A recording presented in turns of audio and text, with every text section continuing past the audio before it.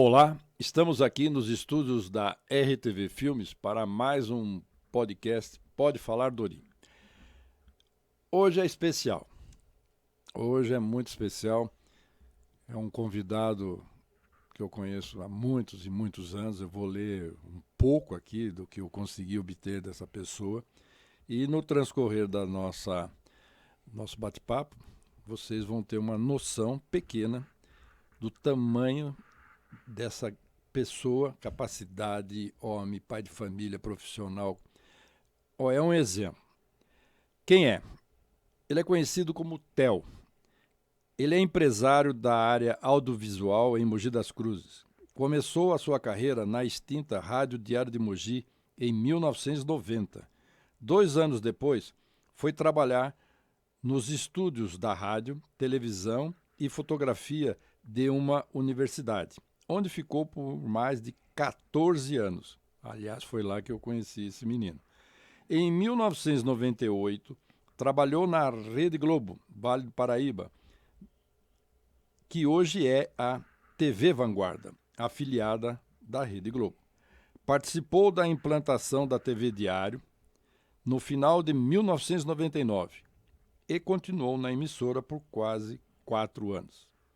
Em 2004, inaugurou a própria produtora de vídeo e de lá para cá tem feito campanhas publicitárias, campanhas políticas, videoaulas, podcasts, transmissões ao vivo e muito mais. É casado com a Simone e tem 2 filhos muito lindos, o Rodrigo e a Manuela. O Theo é um especialista em audiovisual que possui ampla experiência em transmissões e áudio. É um excelente mestre que formou uma equipe com uma bagagem maravilhosa que ele possui e que, coincidentemente, acabamos de completar 19 anos. 19 anos de RTV Filmes. Seja bem-vindo na sua própria casa, meu amigo. Muito obrigado, Dori. Obrigado pelo convite, obrigado pela oportunidade. Vai falando, vai contando e vai passando um filme na cabeça, Vai passando um filme. Nós vamos conversar sobre isso aí. É impossível falar da minha carreira e da sua também, sem citar a universidade que nós passamos, né? Muitos anos. Eu fiquei 14, mas você já estava lá há muito tempo. Quantos anos você, na época, você tinha, quando estava na universidade, no audiovisual, né? Eu entrei com 17 anos. Você que comandava todos aqueles aparelhos. Eu trabalhava no audiovisual, fiquei lá por um tempo, acho que 1 ano, e depois eu fui para os estúdios de rádio e TV, no Campus 2, na Francisco Franco. Certo. E eu fui porque eu tinha vindo da Rádio Diário, então por isso que me convidaram, né? Eu já tinha um contato com o rádio, eram os laboratórios de rádio e TV do curso de comunicação. Eu dei algumas entrevistas lá. Muitas. E quem que era... Eu sei, mas eu quero que você fale quem que era o pessoal que cuidava da Rádio Diário. Da Rádio Diário, Darwin Valente. Castro Alves. Puxa, eu vou esquecer aqui, mas é que faz pouco tempo também. Puxa, Walter Rodrigues. Grande Walter Rodrigues, era o Walter da Eletro, né? Sim. Da Eletro. Muita gente boa. O pessoal começou lá, né? Muita gente começou. O Heissing Abac. Não vou lembrar de todo mundo, mas muita gente boa. Muita gente. Isso foi em 90, eu fiquei 89 e 90. Olha que beleza. E daí de lá que eu fui para a universidade. Eram os primórdios, né? Eu falei isso no podcast do Felipe, no Plugado, que era a única forma de notícia na cidade. Era verdade. Não tinha TV. Você acordava, ligava o rádio. Tinha jornal, lógico, o jornal impresso muito forte. E tinha a rádio, que era muito forte. Eram 2 rádios locais com jornalismo diário. Maravilhoso. Era legal, né? Puxa, super dinâmico. E os debates? E as transmissões? As transmissões. Naquela época já se faziam as transmissões, né? O rádio ele é um pouco mais fácil que televisão do ponto de vista técnico para as transmissões. Mas a gente fazia muita transmissão. Tinha os jogos, né? O futebol. Tinha o futebol, você está falando, estou lembrando. Tinha a arquibancada do União Futebol Clube. Sim. E depois também tinha lá o espaço, né, da tribuna, onde ficava as transmissões. As cabines de transmissão. Eu lembro do Sr. Moura Santos, ele era um jornalista e fazia parte disso. Tinha, como era o nome daquele que era da Metropolitana, era o Durval Palomares. Durval. Quantas campanhas. O próprio Walter cobriu o esporte, tinha um programa de esporte. E aí o tamanho daqueles aparelhos que andava no campo para entrevistar? O Gersinho também. Desculpa, você falou do quê? Aquele tamanho enorme daqueles aparelhos como era o nome daqueles negócios que o cara carregava com uma antena? Eu me lembro que tinha as maletas de transmissão, que aquilo era com fio telefônico. E aí aquilo ligava no fiozinho, né? Enfim, e chegava até a emissora. E eu me lembro que no carnaval, nas coberturas do carnaval, a gente ficava na avenida ali enrolando o cabo no braço. No braço, né? Não tinha coisa assim, fio, né? Não tinha. Era tudo no cabo. E era a extensão inteira. A avenida toda. Então, a escola desfilava e ia soltando o cabo. Aí, para a próxima escola, voltava enrolando. O Rei Momo descia com o caminhão dele, da corte. Mais ou menos isso. E aí tinha que ficar, né, entrevistando e fazendo isso. Sensacional. Pô, você está me trazendo uma época muito boa. E teve também mas acho que você não tinha nem nascido, mas ela ficava no início dela, onde hoje, então tem lá, vamos dizer, para o pessoal, é o Patão, que é a Praça Firmina Santana, tem aquela esquina, na época era Triunfante, depois virou o Café e Lanchonete Michel, e tinha um estúdio que ficava em cima. Não, você não conheceu. Não. Ficava bem em cima.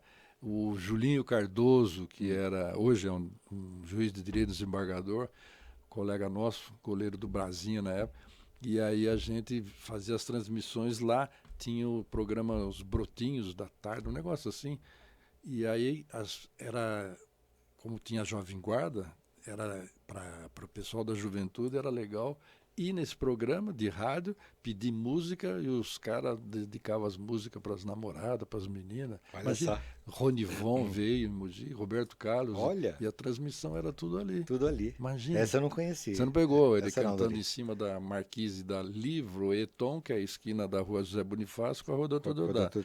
Depois ia para o Cine Europeu. Calçadão, né? Calçadão. Ia para o Cine Europeu. E eu tive a oportunidade de contar essa história para o Ronivon, que é onde ele veio para Mogi, e ele se divertiu porque ele era muito bonito. E ele cantava, ele era o príncipe, né, da Jovem Guarda. Roberto Carlos era o rei. E ele cantava aquela música Meu Bem. E cada vez que ele fazia assim, com o cabelo, aquela franja que ele tinha, caía do lado direito, caía as mulheres do lado direito, assim, e eu falei para ele que eu arrumei uma namoradinha, que quando caiu no meu braço por causa dele, segurei para não se machucar, depois não larguei mais. Olha aí. Mas era isso aí. Você cuidou do início dessas transmissões? Então, não, na verdade, eu trabalhei na rádio durante esses 2 anos e de lá eu fui para a universidade. Então, lá na universidade os laboratórios estavam sendo implantados. Então, eu participei da implantação, treinamento e etc.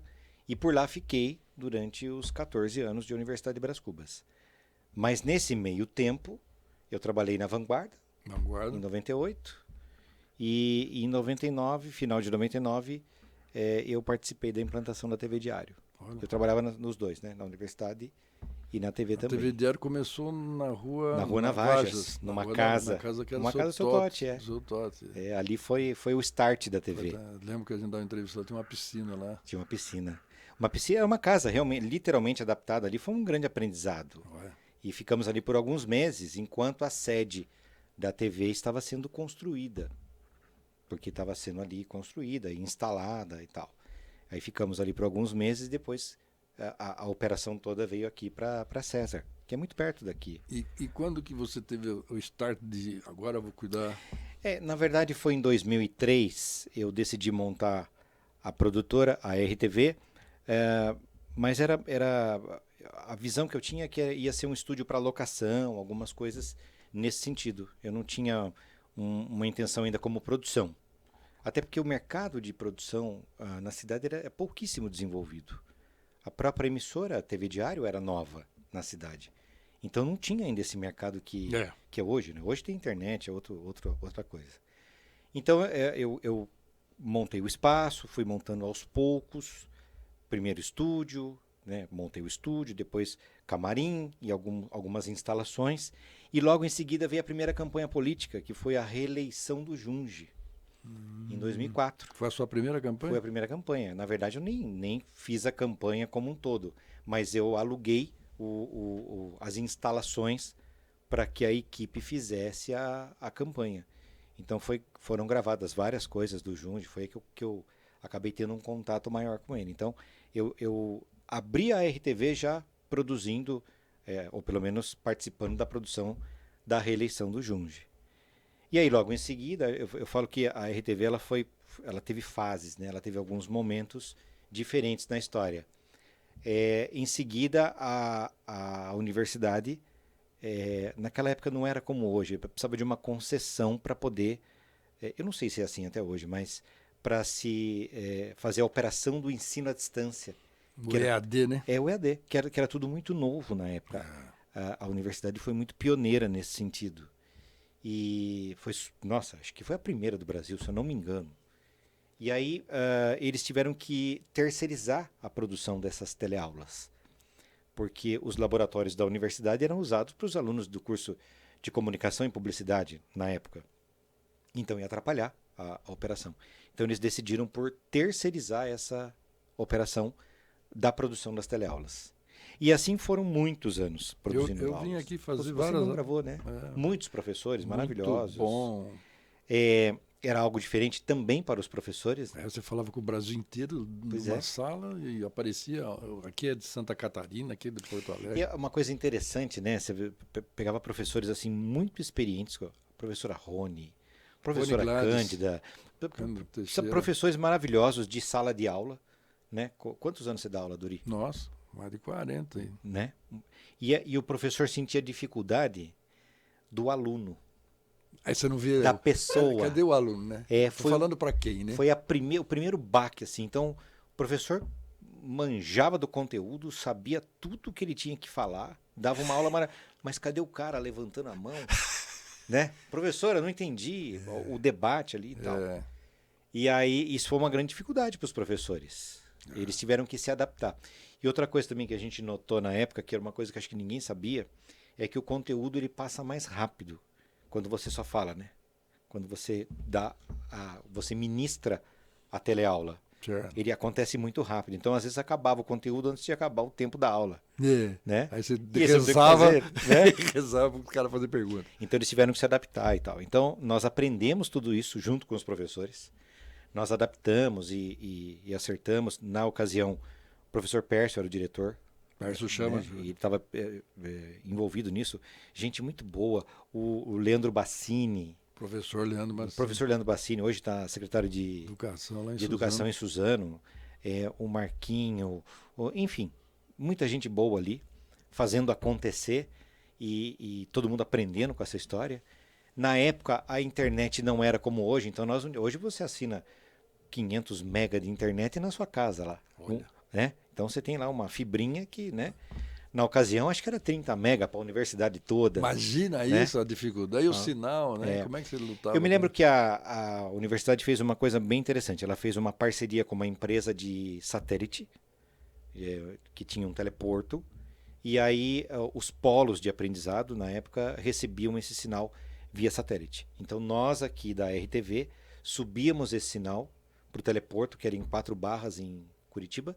E de lá eles expandiam isso para os polos de aprendizado. E foi muito interessante, foi um grande aprendizado para todo mundo. Né? Mogi mandava para Curitiba. Curitiba subia, tem um teleporto, subia e os polos, que é onde ficavam os alunos, recebiam isso. Eles tinham uma espécie de um receptor, uma anteninha, né, como essas que a gente assina, e aí recebia esse sinal. Era um sinal codificado só para aquele polo, não era uma coisa aberta. E assim foi durante muito tempo. Mas você lidou com o início de muitas... O início foi o start. Nós fomos um dos primeiros do Brasil a fazer o streaming, porque a gente mandava o streaming para o teleporto. Então nós somos pioneiros também no streaming. Hoje é muito comum, né? Hoje está muito mais acessível. Mas na época era muito complicado fazer. Você está falando de que ano isso? Eu estou falando de 2007. 2007, né? 2008. 2008? São 15 anos 6, atrás. 7, 8, Depois fomos aí durante bons tempos. Uma coisa que era muito interessante, por isso que no DNA da RTV tem muito essa coisa da transmissão ao vivo, da live, que é uma coisa que nós já fazíamos antes da live, que hoje todo mundo conhece. Que eu acho que se desenvolveu mais aí na pandemia.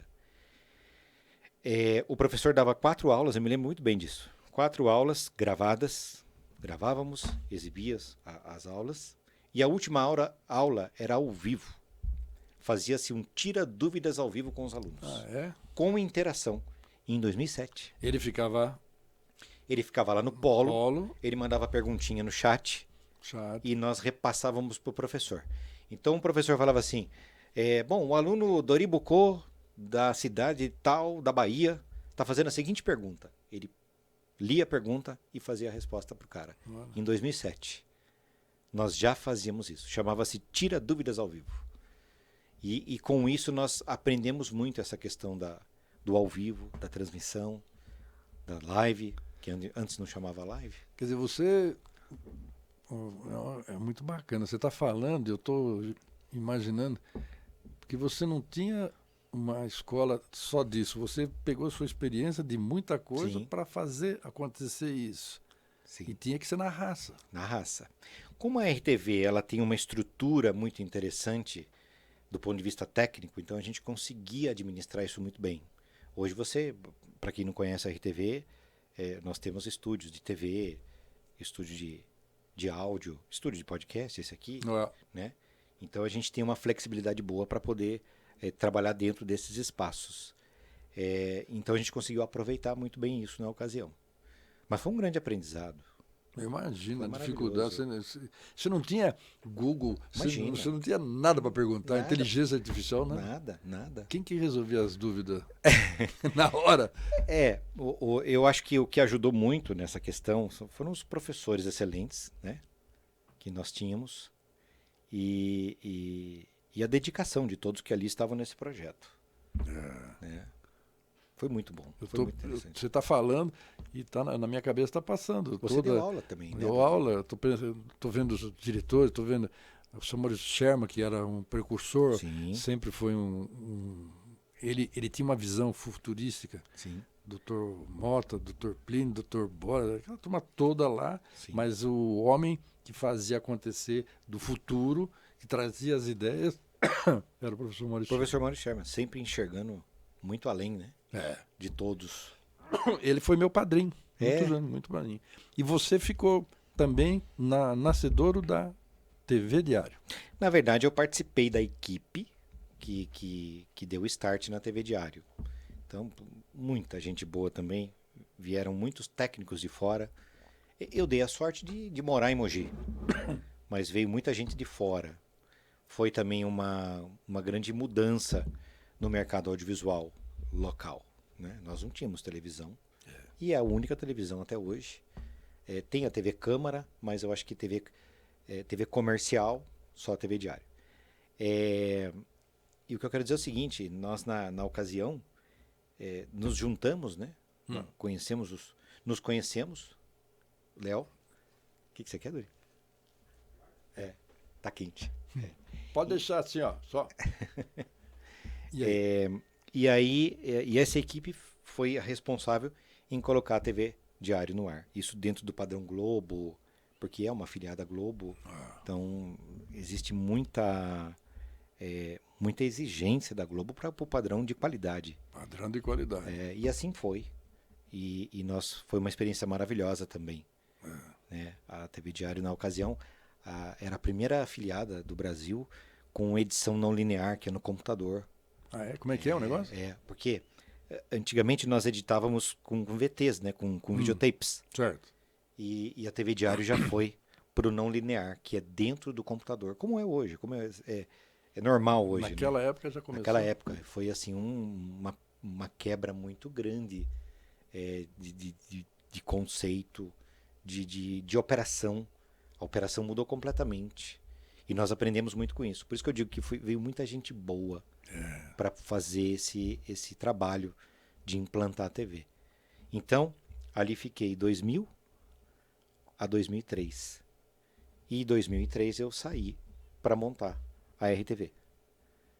Então foi uma passagem muito interessante, muito boa. É interessante dizer que você saiu fisicamente da TV Diário como a pessoa. O Theo está aqui na RTV, mas você é parceiro, você está junto. Eu falo para o Renato, falo para o Túlio. O Renato você está falando ou não? O Renato Conceiso, o Tulhão das Ambiades. Eu falo que eu tenho um carinho especial pela TV. Né? Eu tenho um carinho especial pelo seu Totti, Seu Totti. que me permitiu trabalhar na rádio lá atrás, e depois a participação que eu tive na TV. E a gente interage muito, nós, RTV Até hoje e TV Diário. RTV, TV Diário são irmãs. Interage muito. A gente tem uma parceria muito boa, né? Uma sinergia muito boa. Então, eu tenho o maior carinho pela TV Diário. Eu sei. Renatão, esse rapaz gosta muito de você. Tulhão, gente fina, sempre falo de vocês. Mas aí, ensina para mim como é que é esse negócio, porque a gente só vê acontecer, não sabe como que acontece. Uhum. Você, por exemplo, você faz aos domingos, você tem um sorteio aqui que é um programa, é uma empresa que aluga aqui e faz o sorteio. Nós transmitimos ao vivo programas de televisão, transmitimos ao vivo as lives, enfim, as produções. Então a empresa nos contrata, certo, e nós entregamos a estrutura pronta. No caso de domingo, nós temos um sorteio já há quase 10 anos de um produto que acho que todo mundo conhece, aqui da região. Não pode falar, né, o nome do produto. E esse é um sorteio. E que hora que você tem que estar aqui de manhã no domingo? Eu entro às 5h30. Ninguém sabe disso, né? Ninguém sabe. Para entrar às 5h30, você tem que acordar que hora, meu amigo? E agora com a Fórmula 1, porque ele passa na Band. E a Band passa a Fórmula 1. Então, a gente tem que entrar mais cedo, porque às vezes a grade muda ali. Você dorme aqui, então? Praticamente. Então, veja, a gente entra muito cedo, porque tem conexão com satélite, a gente entrega o sinal, são feitos os testes, tem montagem de cenário, tem que passar todos os apresentadores, microfonar, enfim, tem todo um procedimento, maquiagem, todas as meninas maqueiam, a gente serve café para todo mundo, porque é muito cedo, né? E eu faço 2 programas, um na sequência do outro. Eu faço um que passa para o Alto Tietê e o outro que passa para o ABC. São 2 programas. Então, e é um colado no outro. Então, quando termina um, a gente já faz a mudança do cenário, que é muito rápida, troca apresentadores, troca as meninas ali, as assistentes, e já acontece o outro programa na sequência. Eu estou perguntando isso porque eu conheço, é bom, mas há pessoas que pensam, ligou a televisão, está o programa lá, é fácil, chegou lá, já começa a falar, já sai no ar, né? É bem complexo. É bem complexo. Existem muitos critérios que a gente não pode deixar passar, porque é aquilo que eu falei, do controle de qualidade. Né? A emissora não vai liberar você se você tiver um quartinho qualquer aí e fala, eu transmito ao vivo. Não é assim. Então, você tem que ter gerador funcionando, você tem que ter redundância de tudo. Olha. É uma exigência muito grande. E quantos funcionários você joga para trabalhar no domingo, por exemplo?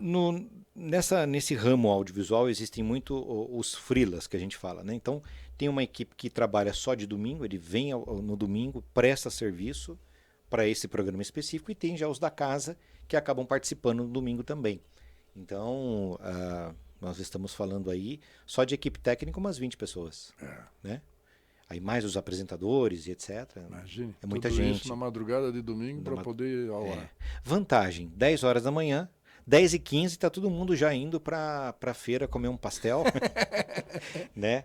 Então, ele tem hora para acabar e está tudo certo. Então, e é um ambiente muito bacana, né? Porque senão também, se fosse um ambiente pesado, ninguém aguenta. Não. Né? Além dessa operação, nós operamos também a TV Câmara, que é uma televisão como outra qualquer. A TV Câmara que você fala é daqui? A TV Câmara de Mogi, da Câmara Municipal de Mogi das Cruzes, nós é que operamos. Então, também temos um aparato técnico muito grande dentro da Câmara Municipal para transmitir as sessões ordinárias, sessões solenes, audiências públicas, prestação de contas, enfim, tudo que acontece na Câmara que tem que ser televisionado, nós entregamos no canal da Câmara, que é um canal aberto, uma TV aberta, e ao mesmo tempo nos canais digitais, a internet também. Então, além desses programas que nós operamos para terceiros, nós também somos terceirizados pela Câmara para poder fazer isso. Diariamente nós temos também um programa ao vivo à noite. Então é um programa de segunda a sábado, chama-se APCAP da Sorte. Também é um sorteio, só que é um sorteio somente digital. Então é somente YouTube.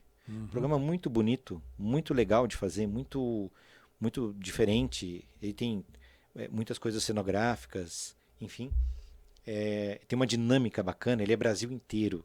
Então você tem participações do Brasil inteiro de telespectadores. Então, o cara entra do Acre, daqui a pouco entra outro lá do Rio Grande do Sul. É muito interessante. O digital traz essa facilidade. É um programa também que a gente tem montagem e desmontagem de cenário, porque a gente também tem as outras operações durante o dia. Né?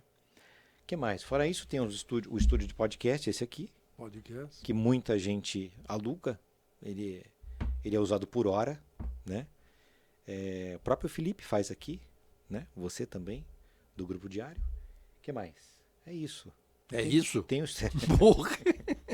nós temos a unidade móvel, que para fazer... é enorme. Para fazer... Quando chega a altura daquela torre lá? Ele tem um mastro de 15 metros. Mas a unidade móvel é para quando a pessoa quer fazer a live fora do estúdio. Então, vai fazer um show no Teatro Municipal, sei lá. Quero transmitir ao vivo. A gente vai, consegue descer com as câmeras.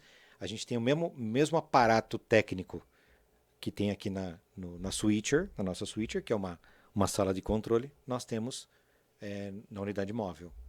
Então,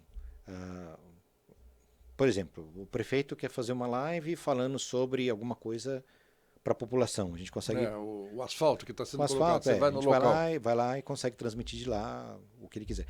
No caso da Câmara, o vereador quer fazer uma audiência pública no bairro X. Então a gente consegue transmitir a audiência pública daquele local. Você está me lembrando, eu trabalhei muitos anos na prefeitura, o tempo do seu Valdemar, tinha um cineminha, né, que fazia, levava umas... Era um carro, né? Uma espécie de caminhãozinho. Com umas TVs. Umas TVs, e alguém falava no palco, mas saía nas TVs. Você imagina fazer isso naquela época? Imagina. Com as TVs de tubo e tal. E pegar se tem sinal, não tem sinal, vai entrar no ar, estou lembrando... E aí ficava a pessoa às vezes em cima de um caminhão, a caminhonete do lado, a caminhonete tem a árvore interferindo, quer dizer, uns negócios assim, né? Muito louco. É verdade, na época do seu Valdemar. O Valdemar tem um cineminha, né, que mostrava os bairros, era uma coisa assim, né? Mostrava as obras feitas e o que precisava ser feito. E era um sucesso esse cineminha. Era, né? Eu lembro, eu gostava muito. Você era moleque, Eu nem... Seu pai estava comigo nessas épocas aí. Mas... Quem diria, hein? Você, o menino que não conhecia no audiovisual da Brascuba, naquele tempo, o que a gente tinha de aparelho era reto projetor, que era... Muita gente nem sabe do que eu estou falando, mas era Era muito usado, né? Demais. Muito. Era uma espécie de uma caixa, tinha uma tela luz de vidro, uma luz forte. Você colocava a película, né? A película. E aquilo projetava uma tela. Se você não pusesse direito, aquele troço saía como se fosse russo. Saía tudo ao contrário, né? Os alunos não entendiam. Projetor de slides. Projetor de slide. Eu me lembro do Dr. Vilmes. Eu tive aula com ele, foi meu professor de medicina legal. Ele precisava mostrar muita foto, né? Muito caso. Putz, as aulas dele são maravilhosas. E a gente levava... tinha o dele, né? Já tinha o projetor de slides do especialista. Ele tinha slides maravilhosos. O que mais? E ele... A aula era... Ele falava... Não é uma aula, é um show. É isso, eu não dou. Lembra isso? Eu dou um show. Olha, e era um show mesmo. Era um show mesmo. Show, ninguém fazia o que ele fazia. Ninguém. E pouca gente ainda faz isso. E a arquitetura usava muito slides também. Slides. Para mostrar... Então nós estamos falando retroprojetor, que era uma transparência. Isso. Nós estamos falando videocassete, que a gente enfiava aquela fita, né? VHS, né? Videocassete, lógico. Videocassete, né? Com a TV. VHS. Isso. E aquele troço, às vezes, e travava no meio da aula, né? Daí chamava o Theo vinha lá, já resolvia. O Dori dava uma aula que chamava-se EPB. Estudo dos Problemas Brasileiros, não é isso, Dori? Olha, eu nunca esqueci, hein? E o Leozinho? Uma das disciplinas era isso aí. E você dava aula para todos os cursos, né, Dori? Todos os cursos, porque era uma disciplina obrigatória. Obrigatória. Nós estamos falando da época do regime militar, né? Eu acho que sim. Então, tinha Estudo do Problema Brasileiro, Organização Social e Política também, né? Um negócio assim, o SPB. E quem mandava no país eram os generais, né? Então, eu trabalhava em Brasília e aí a gente via acontecer a realidade ali ao vivo. Ernesto Geisel, era o João Batista Figueiredo, o Costa e Silva, você conhecia o pessoal, né? Você vivia no TEL Nacional, do TEL Nacional você ia trabalhar no Ministério da Educação e Cultura, Ney Braga. no Hotel Nacional você cruzava com todas as autoridades. E eu me lembro que você dava essa aula para todos os Todos cursos. os cursos, e eram aulas de 200, 100 alunos. Estava conversando esses dias com o Luiz Carlos, da UMC. E ele estava me passando uns números que eu não vou lembrar, mas uns números que eu fiquei impressionado, que eu não tinha levado em conta, de quantos alunos nós tínhamos na década de 80 e 90 nas universidades. Isso eu falo para você. É uma coisa impressionante. Ele falou de que década? Eu falei 80 e 90, né? Então, porque nós temos, quando saiu o Liceu Brás Cubas, era um colégio, depois virou ginásio, depois virou Contabilidade, depois virou Faculdade de Direito, depois foi crescendo federação e depois universidade. Então nós estamos falando de muitos anos. Mas nós fomos ter noção do tamanho quando estava fazendo, na Francisco Franco já era muito lotado, mas quando nós fizemos o campus na Francisco Rodrigues Filho, e tinha o bloco didático, né? Didático, né? O prédio do meio. O prédio do meio, só tinha lá, e depois também tinha, a turma chamava de metrô, que era a arquitetura, Sim. aquele comprido, que Sim. tinha o auditório verde. Sim. Aí, Theo, imagina, a gente tinha um jardinzão no meio, aberto, né? Um jardim aberto, e você ficava ali, a comissão do vestibular, para dar as orientações com o microfone. Tinha vestibular que juntava 7, 8 mil pessoas que vinham. Por quê? Só tinha São Paulo, por exemplo, arquitetura, Mackenzie. Não tinha escola. Não existia, só tinha Mackenzie, a Brás Cubas, Universidade de Brás Cubas. Depois saiu uma outra em São José, depois saiu em Santos, mas o cidadão pegava o trem ou o ônibus, vinha direto para Mogi. Vinha, eu posso dar um exemplo, eu já posso falar, eu estou falando da década de 90, né? Eu não trabalhei em 80. Mas a gente recebia aluno de Caieiras, vinha gente de Interlagos. Repúblicas, lembra as repúblicas? Movimentava muito a Mogi, cidade, né? A cidade, porque eram os alunos da UMC, os alunos da UBC. Imagina. Olha a quantidade de gente que entrava e saía da cidade e gente que morava na cidade. As repúblicas, exatamente. O Valdemar falava, Mogi tem que ser pensado antes das universidades e depois das universidades. Que veio Mogi Dutra, veio, né? Mogi Bertioga, as universidades foram os grandes acontecimentos que mudou o contexto. E as universidades eram referência. Eram muito bem qualificadas. Muito. Os professores, né? Enfim. Nossa, era difícil, rapaz. Trabalhava em Brasília, aprovação de professor, conteúdo programado, metodologia, e tinha que levar ao vivo, na mão, documentos para aprovação, às vezes, de última hora. Vai ter a sessão, era de segunda a sexta. Às vezes você tinha que sair correndo de Mogi e pegar um avião, que era aquele Douglas DC-10, que era do bimotor, pegava lá, subiu o avião, porque era antes no Rio de Janeiro, depois mudou para Brasília. E chegava em Brasília com o documento na noite, para no dia seguinte apresentar. Era muito diferente de hoje. Nossa, era difícil. Mas são números assim, que acho que muita gente hoje, né, não se lembra disso, ou não conheceu. Mas eram universidades muito famosas. São ainda, né? São ainda. Era um mundo bem... Muita gente que às vezes fala assim, sou de São Paulo, mas eu estudei em Mogi. Né? O cara fala, eu estudei em Mogi. Minha faculdade foi em Mogi, em 1980 e pouco e tal. E você já encontrou algum ex-aluno assim, que lembrava de você? A vantagem das redes sociais é essa, né? Tem muito ex-aluno que acaba encontrando no Facebook e tal.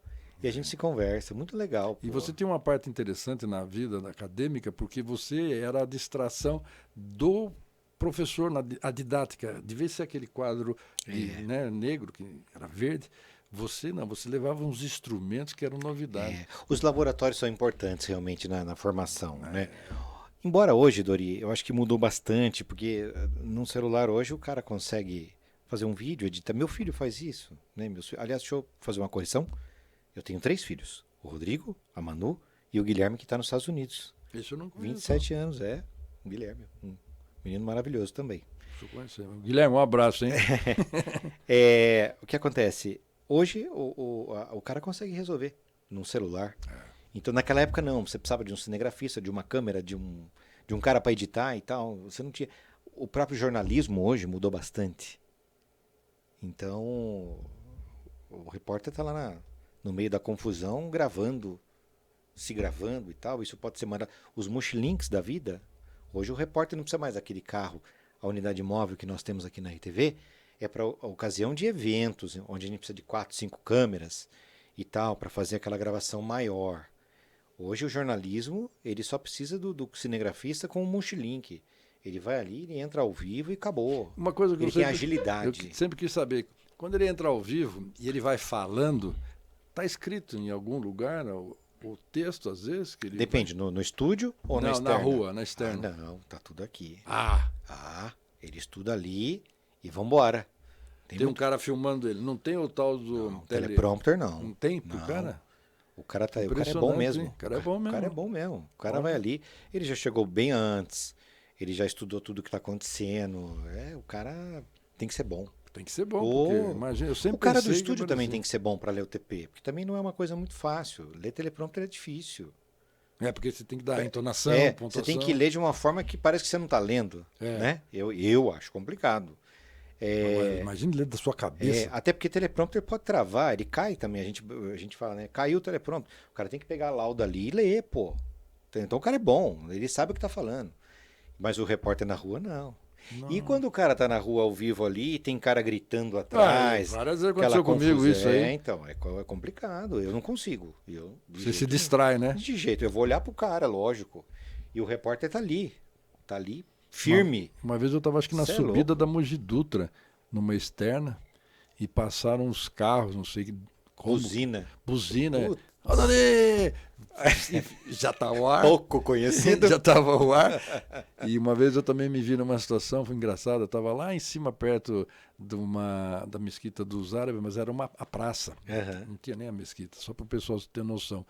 E aí eu estava lá falando, e vem um cachorro. E o cachorro ficou dando volta nas minhas pernas, e eu tendo que falar, Cê é e louco. preocupado com o que o cachorro ia fazer, né? Você quer ver uma coisa que eu acho que deve ser insuportável? Já viu quando o repórter tira aquele fone que ele tá com um retorno? Que ele no meio da transmissão ele tira assim? É porque deve estar dando um eco danado no ouvido do cara. E ele, ao mesmo tempo que ele tá falando, ele tá se ouvindo. Deve ser uma coisa horrorosa. Não Você deve tá ser louco. fácil não, né? Não. E você não pode se distrair, né? Porque quem está pode. assistindo... Pois é.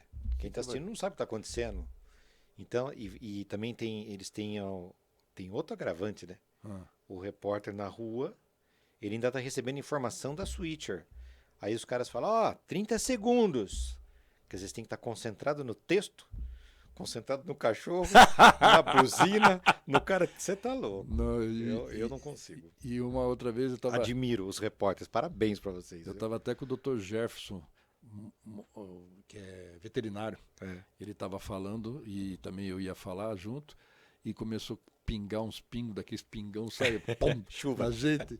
Puta, ele tem que acelerar a entrevista, porque senão mas foi o tempo de acabar e caiu Despencou a uma chuva. tempestade. Porque se você fica ao ar, isso vira meme, né? Que fala, né? Vira meme, depois vai para tudo quanto é lugar. Mas nós vamos continuar, pessoal. Isso aqui é a primeira parte da entrevista. História tem bastante, Nossa, né, Dori? até o homem da comunicação, do áudio, das ligações, das transmissões. Nós vamos voltar logo. E eu quero agradecer você. Imagina, Dori. Você quer mandar algum beijo para alguém, abraço para alguém? Mandar um abraço a toda a equipe da RTV, que nós completamos 19 anos. 19 anos. 19 anos. A idade desse moleque aqui, ó. É a 19ª temporada. É tudo molecada assim Tudo que trabalha assim, aqui. né? Isso é maravilhoso. E ninguém faz nada sozinho, né, Dori? Não. Eu tô à frente de uma equipe que agora, nesse momento, por exemplo, nós temos uma equipe na TV Câmara, nós temos o Léo que está aqui e temos outra equipe que está fora. Então, são eles que fazem acontecer, né? Eles não me deixam fazer mais nada agora. Eles querem fazer tudo. Né? Isso é maravilhoso. O senhor é só um consultor. O Rodrigo, o meu filho, também está trabalhando, está cuidando de operação e também marketing e tal.